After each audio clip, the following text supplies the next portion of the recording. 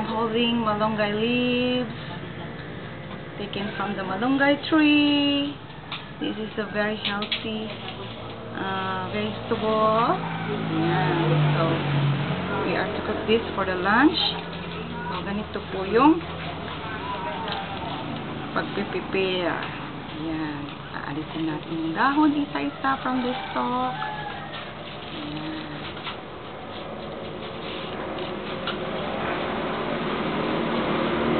Masarap ito. Pwede sa tinola. Pwede pang sabaw lang. Tapos, aalisin natin sa mas maliit na ito.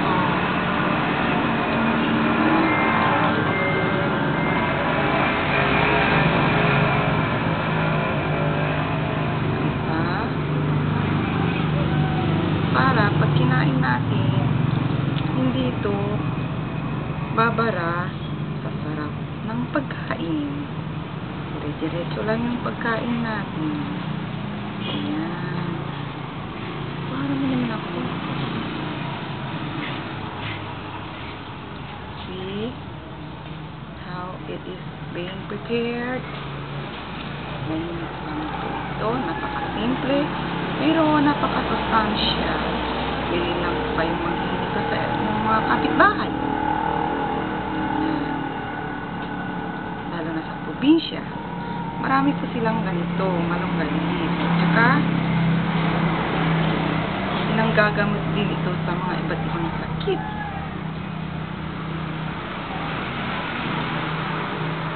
Ayan.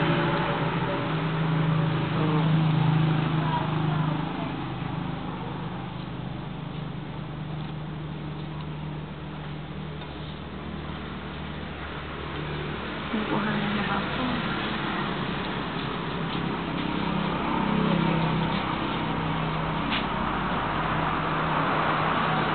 Okay na kaya?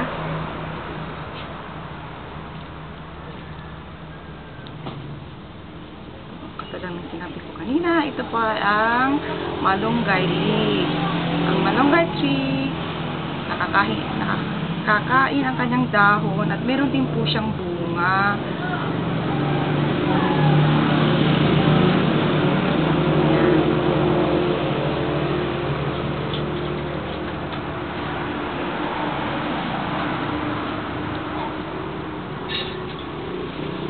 Ayan. Dami na nito.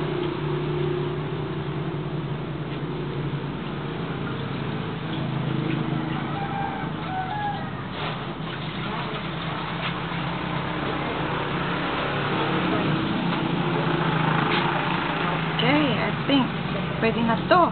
Ready to cook na siya. Ayan. So, nung inalis natin yung dahon kanina, ito yung itsura ng mga stock na naiwan. Hindi po ito itatali sa iluluto. Ayan, ayan siya. Okay. So, let's cook malunggay leaf for the soup or for tinola or for any other menu. Thank you. Bye. Sa susunod.